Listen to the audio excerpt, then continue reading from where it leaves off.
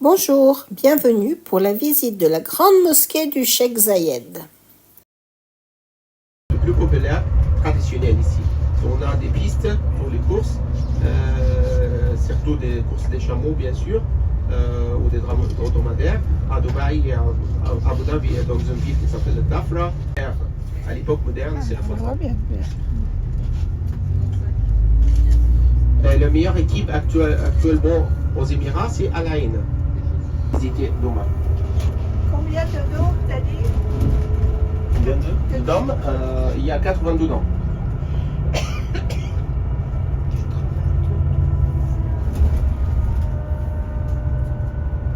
Voilà. Les piliers autour de la mosquée, c'est pour l'éclairage la nuit. On va voir un petit peu la mosquée après le coucher de soleil. On arrive avant le coucher de soleil et on part après le coucher de soleil. Le coucher de soleil maintenant c'est vers 17h37 ou 17h40. Là on est à l'arrière, ce sont les salles principales.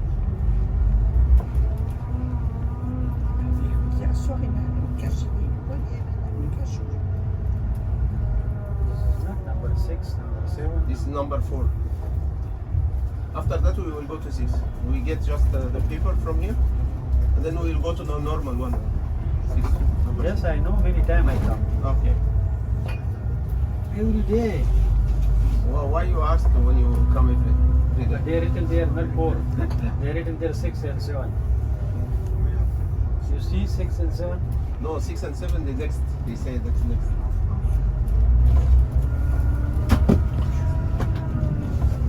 He came like this from the gate.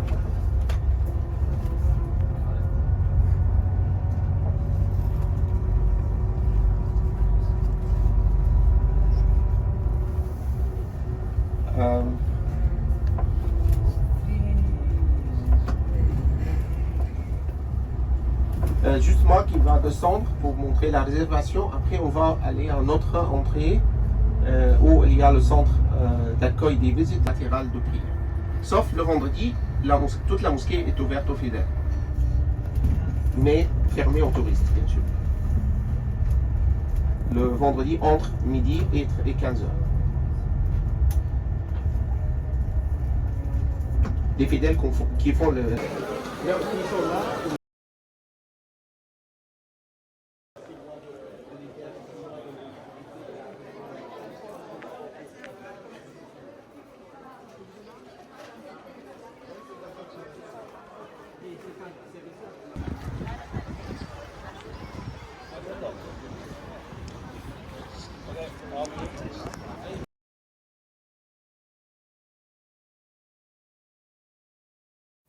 Une longue galerie marchande relie le parking à l'entrée de la mosquée.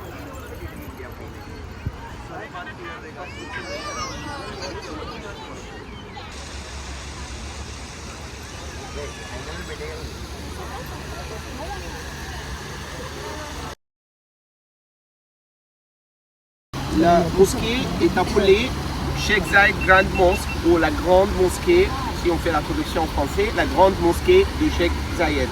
Parce que c'est Cheikh Zayed qui a fait construire la mosquée, mais malheureusement il est mort 3 ans avant l'ouverture de la mosquée.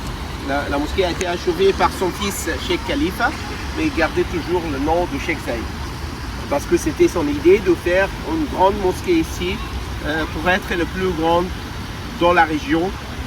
Sauf bien sûr les deux mosquées de l'Arabie Saoudite, la mosquée de la Mecque, où on fait le pèlerinage, et la mosquée du prophète à Al-Madina, ce sont les plus grandes mosquées du monde. Cheikh Zayed voudrait faire cette mosquée comme un monument, plus qu'une place ou un lieu pour faire la prière. Et il voudrait envoyer un message au monde entier, le monde islamique, les musulmans et les non-musulmans. Et il voudrait unifier les gens. Il voudrait dire qu'il ne faut pas faire des conflits ou des problèmes à cause des religions. La religion, c'est pour les dieux, c'est une relation entre l'homme et les dieux. Il ne faut pas obliger les gens d'avoir une religion ou d'abandonner de l'autre. Nous sommes tous, on doit être tous tolérants avec les autres. Et c'était son message au monde entier. Elle était un homme très très sympa, le Cheikh Zayed. Il n'aimait pas les conflits, il n'aimait pas les guerres. Il a unifié les Émirats et il a participé aussi de l'union des pays du Golfe. Il n'aimait pas du tout les conflits. Il était un homme de paix. Et ses fils continuaient à faire le même message, continuaient à continuer à la même stratégie commencée par leur père, Cheikh Khalifa, et puis le Cheikh Mohammed. Cheikh Mohammed, qui était le prince héritier, il a invité les délégations qu'on a vues sur le passage, qu'on a appelé le passage de la tolérance. Les drones de surveillance? Les drones de surveillance, c'est interdit les drones. Cheikh Mohammed a fait une conférence, appelée conférence de la tolérance en 2019 et on a appelé l'année 2019 l'année de la tolérance. On a vu la photo de peuple qui est venu ici à la mosquée. Il a visité la mosquée avec des autres délégations qui représentaient les religions différentes. Aussi l'imam de l'Azhar qui est représentant du monde islamique. En fait, l'imam de l'Azhar, c'est un Égyptien de Luxor et il a fait ses études en France. Il parle français, lui, et toujours l'imam de l'Azhar actuellement. C'est un homme très respecté en fait au monde islamique et même les autres religions. Et il y a aussi tolérant. Il n'y a pas la police, mais il y a les drones. Hein. Il cherche quelqu'un, il cherche un Français, lui. Il y a surveillance. C'est la première fois que je filme. Peut-être qu'il filme.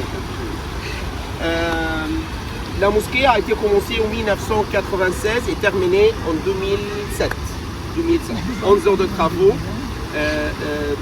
38 compagnies, 38 sociétés internationales et nationales émiraties, 3000 personnes à peu près, des ouvriers, des ingénieurs, des techniciens, et ont fait la mosquée pendant les 11 ans.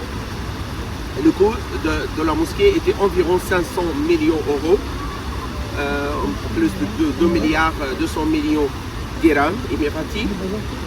En 2007, on a ouvert la mosquée au public. La mosquée ne suit pas la structure traditionnelle qu'on voit dans la majorité des mosquées ici. La majorité des mosquées en fait sont fermées, climatisées parce qu'il fait chaud.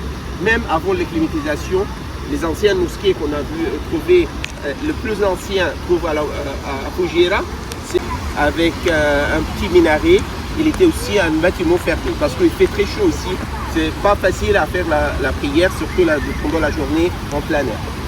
C'est la raison qu'il faisait toujours des bâtiments fermés. Mais ici, dans cette mosquée, on a des salles fermées, climatisées, et on a un cours à ciel ouvert. Parce que bien sûr, pour faire une grande construction comme ça, totalement fermée, et ça coûte plus cher, et le système de climatisation aussi, vous pouvez imaginer aussi l'électricité qu'on a besoin. C'est la raison qui est préférée faire l'exemple qu'on trouve dans quelques pays où il fait moins chaud, où il y a toujours une salle de prière principale et puis il y a un cours à ciel ouvert. Si la salle est pleine, on commence à mettre les gens dans la cour.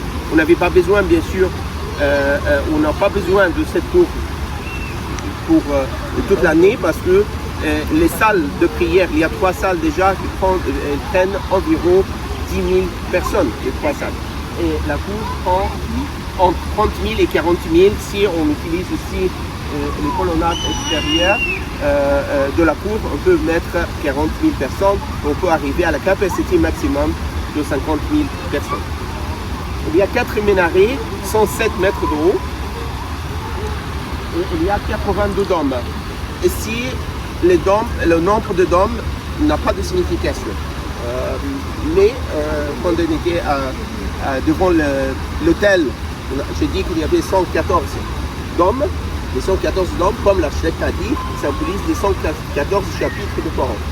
Ici, l'architecte n'a pas dit pourquoi il a fait 82. C'est simple et il n'y avait pas il y a une simplice, rien, mais c'est juste le design de la mosquée et on ne pouvait mettre 82 bombes. Il y a des petites, il y a des grandes. Toute la mosquée est revêtue de marbre. Et tout ça, le blanc que vous voyez, c'est de marbre. Il n'y a pas de peinture. C'est la couleur de marbre. Même les dômes, les minarets, c'est le marbre. Le marbre a été importé parce qu'il n'y a pas de marbre ici, il n'y a pas de carrière de marbre. Le marbre a été importé de la Chine, de la Grèce et de l'Italie. La meilleure qualité, on trouve dans la salle principale de prière. Il y a environ 1100 colonnes. Ici, les colonnes, on a fait à l'imitation des palmiers. On voit il y a des palmiers aussi plantés autour de la mosquée.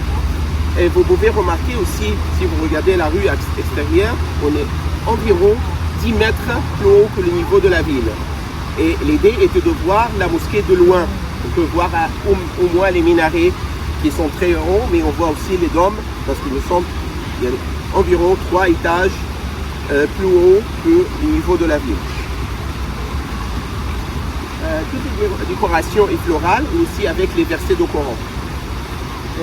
La couleur blanche, si vous avez écouté dans le bus la navette qu'on a pris pour aller au palais, ils ont dit que le blanc, on a choisi aussi au palais un symbole de paix et de la pureté. Dans la religion, de toutes les religions, le blanc représente la pureté et en même temps représente la paix.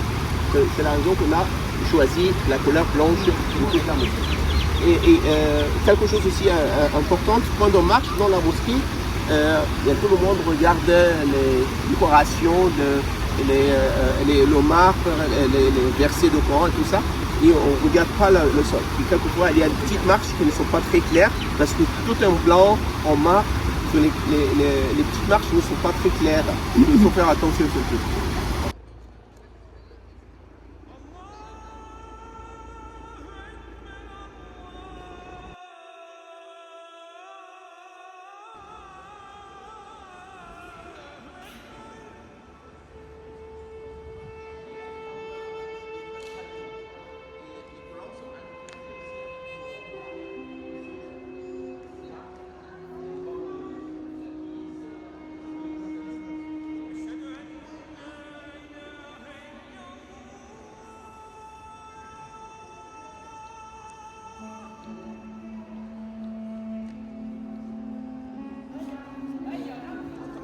Oui, semi-précieuse, des incrustations.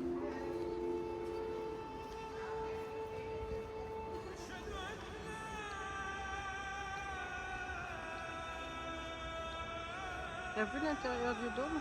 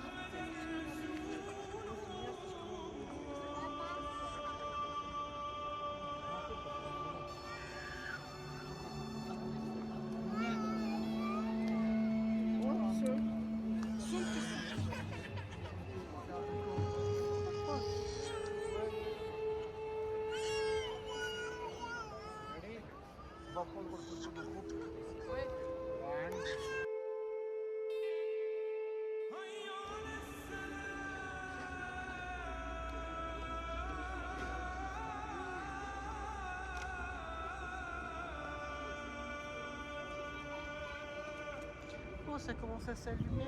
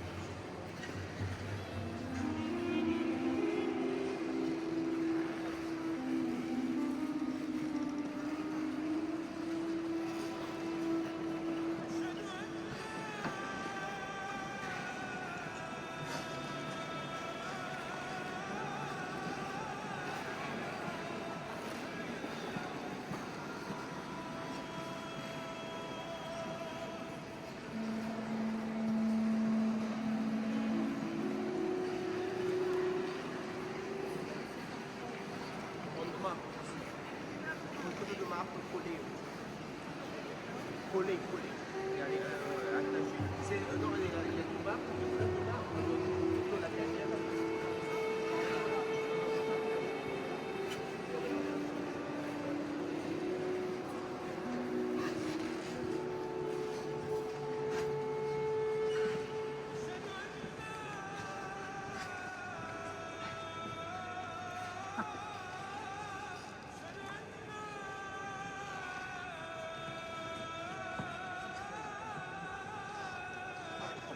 Ça.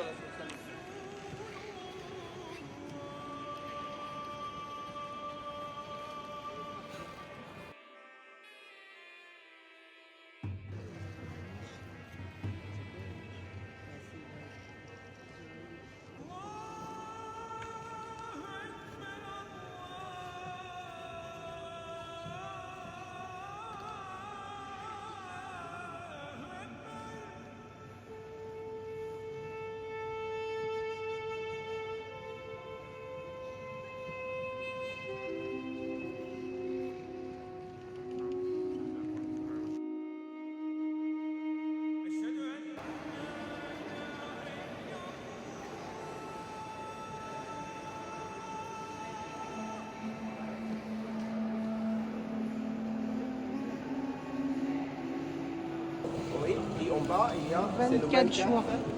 6e mois. On sommes maintenant à un mois qui s'appelle Jamad 2. Et après, il y a Rajab, Sha'ban et Ramadan. Le Ramadan, c'est le 9e mois. C'est le calendrier d'Hégire. Nous sommes à l'année 1446.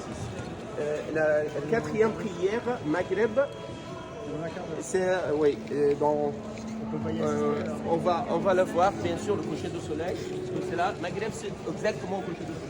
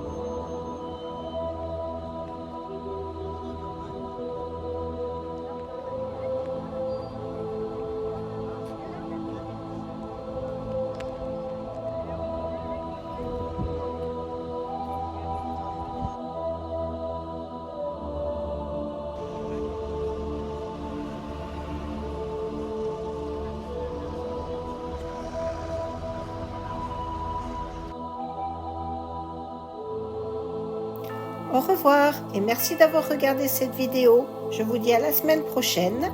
Nous quitterons Abu Dhabi pour un nouvel émirat, le 5e du voyage.